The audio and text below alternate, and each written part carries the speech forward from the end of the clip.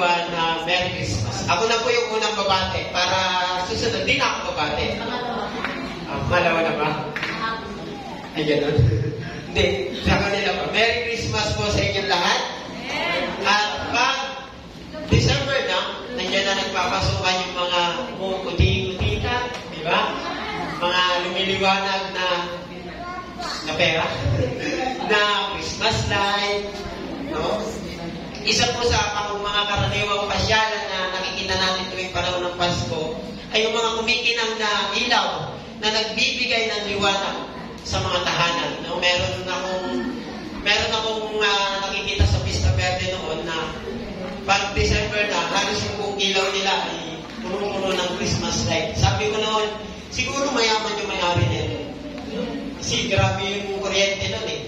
Sobrang grabe yung bill nun sa kuryente. Sa mga mall, no, sa SM, makikita nyo, kahit sa mall, sa puno, kahit na sa business establishment. Sa munisipyo nga, meron mga nagliliwanag na ilaw. At sa mga bar, lalo na mga nagliliwanag ng perya. Asang kamay ng mga nakapunta na sa perya. Diba? Ang daming liwanag doon. At kahit sa iba't ibang lokalok ng Pilipinas. Ngayong umaga pag-uusapan natin, galing po sa aklat ng Isaiah chapter 9 verse 2 to 7, ang kakamagatan natin, bearers of the light of Christmas. So, bago po tayo mag-umpisa, let's bow our head and let's pray. Heavenly Father, we honor you and we glorify your holy name. Lord, we thank you po sa pagkakataong muli na kami po ay pinagtipon-tipon mo para po sa iyong salita na aming pagbubulay-bulayan. Salamat po kasi nandito na naman po kami, excited na makarinig na yung salita na alam po namin titiwok sa aming mga buhay. Naanyayaan po namin ang panahon presensya, ang iyong mga anghel na patuloy namin karamdaman, ang iyong mga dakilang pagpapala.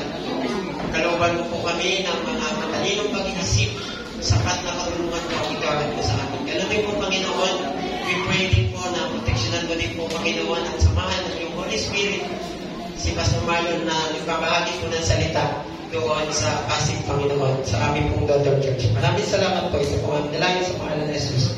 Amen. Okay. Ang liwanag po ng Pasko ay simbolo ng kaligtasan na dinala ni Jesus sa madilim na mundo. Ito. Si Jesus po ang tunay na liwanag ng Pasko. Tandaan niyo po yan. At ang masakit na katotohanan, yung pong bagay na yan, yung madalas nakakalimutan ng tao. Sa talata po na binasa natin kanina, o napakinggan natin, nakita kung ano ang prenosopiya ni Isaiah tungkol sa pagdating ng liwanag ng ating Panginoong Jesucristo, ang ating tagapagligtas at Panginoon nating lahat. Ngayon, tanong, naniniwala po ba tayo na si Jesucristo ang tunay na nagpapaliwanag ng Pasko natin? Amen. Diba? Siya lang ang tunay na magpapaliwanag ng malilim nating mundo. Sige, kalabitin mo yung katabi mo.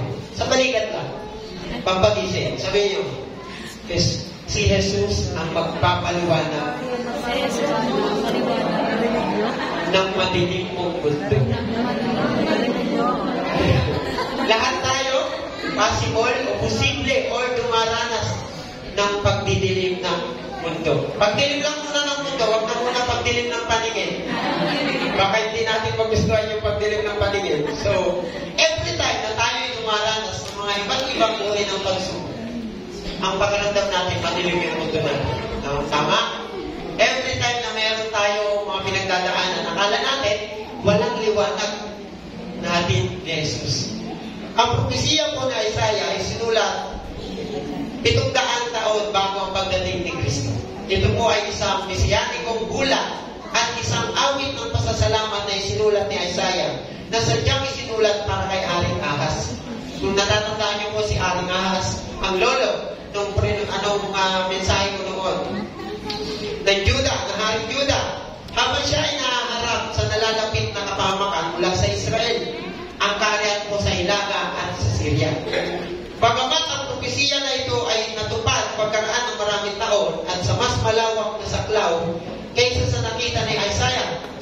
Ito po ay nagdudulot ng pag-asa at kapayapaan sa mga tao ng Juda.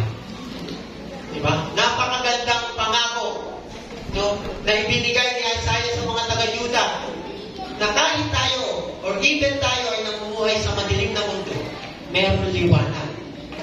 Ang pagdating po ni Jesus ay nagpatupad ng bulang ito at ang liwanag na dinala niya nang siya ay dumating bilang isang sanggol. Si Jesus po ang liwanag na inuhula ni Isaiah. Ito ang mensahe. Ito ang mabuting balita na kailangan malaman ng lahat. Sabi niya, bakit matagal nang lumalakad sa kadiliman ay isang paglalarawan ng napapahamak na sangkatauhan. Alam natin kung gaano kahirap maglakad sa dilim. Tama mo ba? Napakahirap. I think may na-preach na ako before na ito, no, na walking in the darkness. Dilim sa daan ng hirap ng buhay at dilim sa kasalanan. Ang mga tao po ay nabubuhay sa kasalanan. Amen po ba? Aminin man natin sa hindi. Tayo ay nangangailangan ng isang tagapagligtas. Si Jesus ang liwanag na dumating upang magdala ng liwanag at kaligtasan sa madilim na mundo na ating kinagagalawan. Sabi po ni sa Isaiah chapter 9 verse 6, babasahin ko po ito, yung i-highlight po natin yung verse 6 na sinabi niya dito. Sapagkat isinilang ang isang sanggol na lalaki para sa atin, ibibigay sa kanya ang pamamahala at siya ay tatawagin kahangahangang tagapayo, makapangyarihang Diyos, walang hanggang Ama at prinsipe ng kapayapaan. Napakatumpak po ni Isaiah, ni Propeta Isaiah sa ulang ito, nang sabihin na ang batang ito na isinilang sa Bethlehem ay isang anak na umiiral na bago pa man ligayin ang mundo at ibinigay na maging sa ating lahat. Kahangahangang tagapayo, makapangyarihang Diyos, walang hanggang Ama at prinsipe ng kapayapaan. Ang ipinanganak na bata noon ay hindi po basta-basta.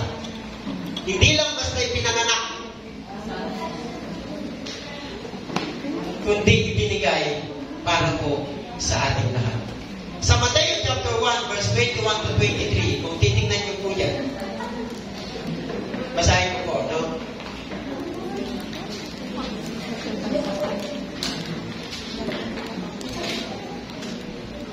Matthew chapter 21 verse Matthew chapter 1 verse 21 to 23, sabi niya dyan, magsisilang siya ng isang batang lalaki at Jesus ang ipapangalan mo sa sanggol sapagkat ililigtas niya ang kanyang bayan sa kanilang mga kasalanan. Nangyari nga ang lahat ng ito upang matupad ang sinabi ng Panginoon sa pamamagitan ng propeta. Maglilihi ang isang berhen at magsisilang ng isang sanggol na lalaki at tatawagin itong Emmanuel na ang kahulugan nito ay kasama natin ang Diyos. Magnganganak siya ng isang lalaki at tatawagin mo ang kanyang pangalang Jesus, Emmanuel, sapagkat ililigtas niya ang kanyang bayan sa kanilang mga kasalanan. Ang propesiya po na itinukoy dito ng anghel ay ang bulan ni Isaiah sa Kabanata chapter 7, verse 14, na nagsasabing, kaya't ang Panginoon mismo ang magbibigay sa iyo ng isang tanda. Ang berhen ay maglilihi at manganganak ng isang lalaki. Na ang tatawagin nga siya, Emmanuel. Ang mga propetikong talata ay nagsasalita tungkol kay Jesus, ang liwanag, ang tagapagligtas ng mundo at ang Diyos na kasama natin. Ito po ang liwanag na kailangan natin dalhin. Liwanag na kailangan natin dalhin. Yes, maraming makikita kumukuti-kutitap na liwanag. Pero ngayon, alam po ba talaga natin kung sino talaga ang tunay na tagapaghatid ng liwanag? Paano tayo magiging tagapagdala ng liwanag ng Pasko? Paano nga ba tayo magiging liwanag ng iba? Napakagandang tanong po niya. Nung pinagbubulay-bulayan ko ito, no? Sabi ko nga, no? Minsan dumarating ako sa point na hindi ako nagiging liwanag ng iba. Meron po tatlong punto na ating pag-uusapan. Kung liwanag ng iba. Our first point today is, number 1, we must live as light that shines for Jesus. Dapat po tayong mamuhay bilang liwanag na nagniningning para kay Jesus. Sa Matthew chapter 5, verse 14 to 16, ang sabi, kaya ang ilaw ng sanlibutan, ang isang lungsod na nakatayo sa ibabaw ng burol, ay hindi maitatago. Walang taong nagsisindi ng ilaw at pagkatapos ay inilalagay iyon sa ilalim ng banga. Sa halip, inilalagay iyon sa talagang patungan upang matanglawan ang lahat ng nasa bahay.